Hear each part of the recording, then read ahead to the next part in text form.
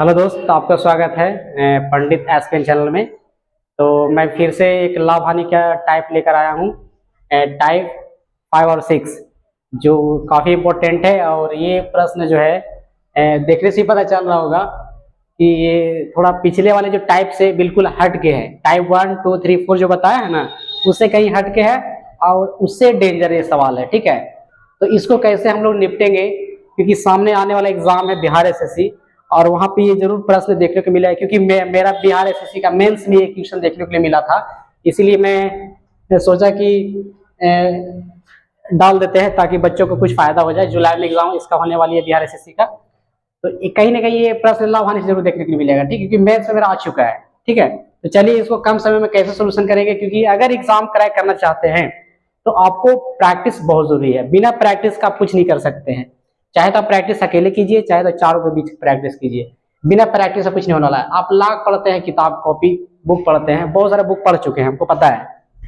लेकिन उस बुक को पढ़ने के बाद आपका प्रैक्टिस कैसे होगी? तो आपको सेट प्रैक्टिस लगाना होगा, पर डे एक प्रैक्टिस करना होगा जिसका एग्जाम हो। ठीक है, उसका सिलेबस देख लेंगे, क्या पढ़ना है, कहाँ से कितने क्वेश्चन मैथ से आ रहा है, कितने क्वेश्चन रीजनिंग से आ रहा है, कितने क्वेश्चन जीएस है, जीके है, सारे को अलग तरीके से छाट छाट करके उसको हम पढ़ेंगे। ठीक है, तो चलिए उसके वीडियो हम अलग बनाएंगे बिहार एसएससी रिलेटेड। ठीक है, कि उसमें कैसे कामयाबी चाहते हैं तो कैसे उसको पढ़ना होगा, क्या करना होगा। तब तक चलिए हम आज लाभ हानि का ये टाइप 6, 5 और 6 दोनों बताएंगे। तो चलिए शुरू करते हैं। पहले प्रश्न को पढ़िए। प्रश्न क्या कहता है कि मनोज ने दो रेडियो 6400 में खरीदा, यानी दो रेडियो का मूल्य हो गया 6400। उसने एक रेडियो को 25% लाभ पर तथा दूसरे को 25% हानि पर बेच दिया। यदि दोनों रेडियो का विक्रय मूल्य समान हो तो प्रत्येक का विक्रय मूल्य कितना होगा? ठीक है, यहाँ बोला है कि दो रेडियो खरीदा था 6400 में, लेकिन पता नहीं है कि पहला रेडियो का मूल्य क्या है, दूसरा रेडियो का मूल्य क्या है, ये पता नहीं है। दोनों मिला के 6400 है। लेकिन खरीदने के बाद क्या किया ये कि एक रेडियो को 25% लाभ पर बेच दिया, दूसरे को 25% हानि पर बेच दिया। तो इस कंडीशन में होता है क्या कि दोनों रेडियो का विक्रय मूल्य समान हो जाता है। बेचने से क्या होता है, दोनों रेडियो का विक्रय मूल्य समान हो जाता है, तो प्रत्येक का विक्रय मूल्य क्या होगा? ठीक है, तो चलिए इसको सोल्यूशन करते हैं। तो सबसे पहले हम लोग क्या करेंगे, इसमें यहाँ पे सीपी और एसपी मान लेंगे। ठीक है, सीपी क्रय मूल्य और यहाँ पे विक्रय मूल्य, इस तरह से बना लेना होगा। अब यहाँ पर देखेंगे कि एक रेडियो को 25% लाभ पर बेचा और दूसरे रेडियो को 25% हानि पर बेचा।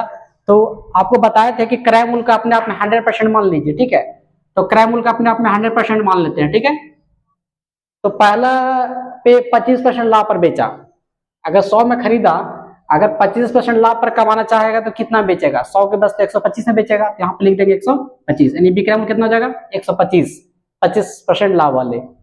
फिर दूसरे को 25% हानि पे, तो दूसरा विक्रय मूल्य भी, दूसरा क्रय मूल्य आपको भी 100 मानना पड़ेगा, क्योंकि यहाँ पर दो क्रय मूल्य है। एक क्रय मूल्य पर 25% लाभ लिया, दूसरे क्रय मूल्य पर 25% हानि पर लिया। तो अगर 25% हानि पर बेचेगा दूसरा क्रय मूल्य पे, तो कितना बेचेगा?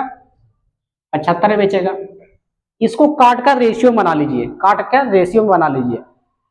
तो काटेंगे तो 25 चौको 100, अब 25 बचे 125, 25 चौको 100, 25 दिया 75, यानी एक नया डाटा तैयार हो गया। ठीक है, सीपी और एसपी का कितना कितना है? 4, 5, यहाँ हो गया 4, आया कितना? ये नया इसी का रेशियो में लेकर चला है। यहाँ पर एक चीज बोला है, देखिए, यदि दोनों रेडियो का विक्रय मूल्य समान हो, दोनों रेडियो का विक्रय मूल्य क्या है? देखिए यहाँ पे ये डाटा लिखा हुआ है। तो जब विक्रय मूल्य दोनों रेडियो के समान है, तो अनुपात में हम देखेंगे कि दोनों रेडियो का विक्रय मूल्य समान है या नहीं है। तो देख रहे हैं कि एक रेडियो का विक्रय मूल्य 5 रुपया है और दूसरे रेडियो का विक्रय मूल्य 3 रुपया है, तो यहाँ पर तो समान है ही नहीं, क्योंकि जब क्वेश्चन में कह दिया कि बेचने से क्या हो जाता है कि दोनों रेडियो का विक्रय मूल्य समान हो जाता है। तो चलिए अनुपात को हम बराबर कर लेते हैं, विक्रय मूल्य को बराबर कर लेंगे। ठीक है, तो जब 5 और 3 को बराबर करने के लिए क्या करेंगे? 3 जो नीचे में है, ऊपर में 3 से गुना कर देंगे, ऊपर में 5 है तो नीचे 5 से गुना कर देंगे, तो हमको ये क्या हो जाएगा? विक्रय मूल्य इक्वल हो जाएगा। ठीक है, तो चलिए कर लेते हैं। चलिए, नीचे में 3 है तो ऊपर 3 से गुना करेंगे, ऊपर में 5 है तो नीचे 5 से गुना करेंगे। ठीक है, अब ये गुना हम कर रहे हैं 3 से और 5 से, तो सिर्फ इसी में गुना नहीं होगा, इसमें भी गुना करना पड़ेगा। तो देखिए 3 चौको 12, 5 दिया 15, पंचों को 20, अस्तिया 15। ऐसा करने से देखिए विक्रय मूल्य क्या हो गया, बराबर हो गया ना, बिल्कुल। तो चलिए अब यहाँ पर एक वैल्यू आपका दिया होगा, देखिए ऊपर में 6400 क्रय मूल्य। दो जब रेडियो खरीदता है तो 6400 रुपये लगता है। तो यहाँ देख रहे हैं कि दो रेडियो मिलाकर कितना हो गया, यहाँ पे 32, ये कितना 30। किताब कह रहा है कि दो रेडियो का क्रय मूल्य 6400 है, यहाँ लिख देंगे 6400। यहाँ दो रेडियो का क्रय मूल्य कितना है, 12 20 कितना 32। 6400 की तुलना कितना 32 से करेंगे, निकालना है कि प्रत्येक विक्रय मूल्य कितना होगा, प्रत्येक रेडियो का विक्रय मूल्य कितना होगा।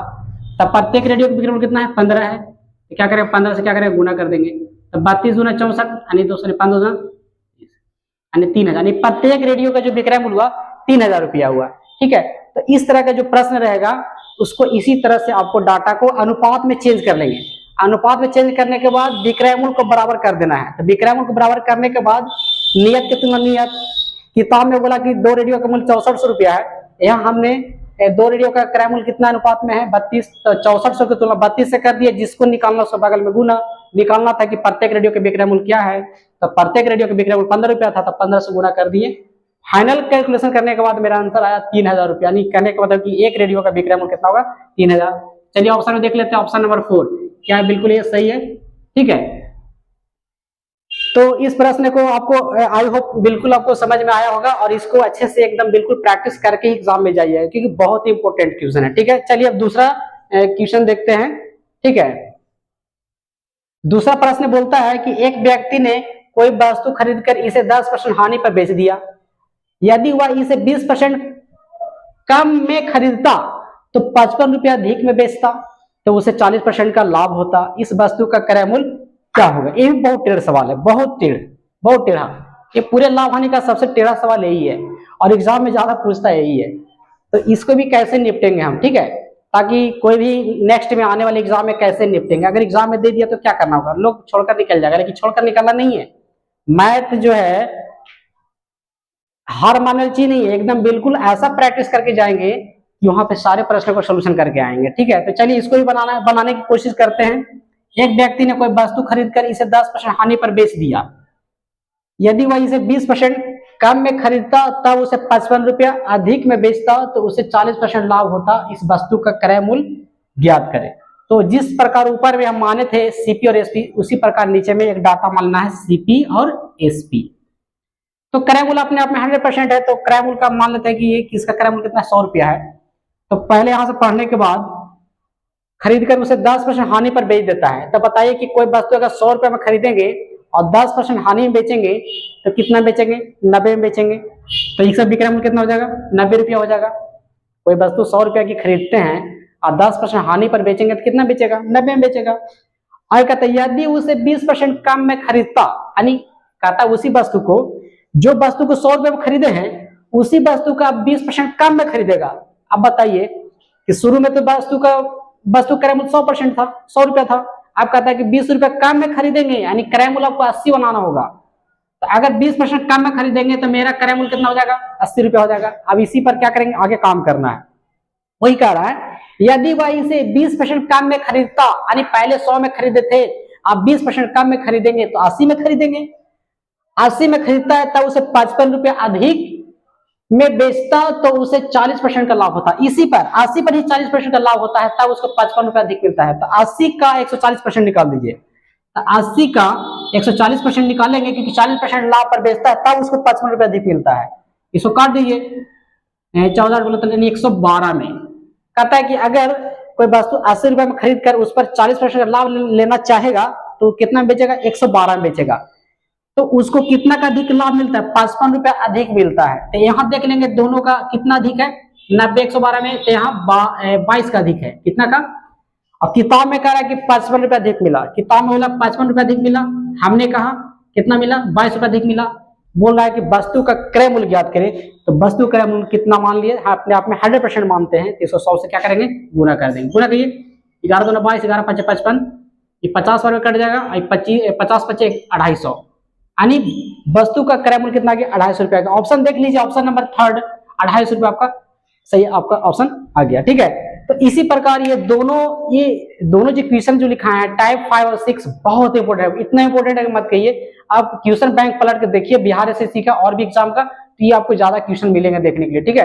तो इसको हम प्रैक्टिस कर लेंगे अच्छे से, और नेक्स्ट वीडियो जो बनाएंगे उसमें टाइप 7, 8, 9, 10 अभी बहुत सारे इसमें टाइप है, इतना नहीं है कि लावानी में समाप्त हो गया, ऐसा नहीं है। आपको नेक्स्ट में जब बनाएंगे ना तो उसमें 3 वीडियो लेकर आएंगे, टाइप 3 उसमें बताएंगे, जो बताएंगे। तो आपको जितना भी टाइप हम बता रहे हैं एकदम लाइन बाय लाइन नोट्स कर लीजिए और प्रैक्टिस करके सीख लीजिए एकदम बिल्कुल कि इस प्रश्न को कैसे हम बनाएंगे, कैसे बताया गया था, ठीक है। चलिए मैं एक चीज आपको बता देना चाहता हूँ इस क्लास के बारे में कि अभी ये फिलहाल रोशनगंज थाना मोड़ जो है यहाँ पे क्लास एक चल रही है। सुबह में 6 बजे से कंपटीशन क्लास चलती है जहाँ पे आपको मैथ, रीजनिंग, जीएस सारा का चीज का तैयारी यहाँ कराया जाता है।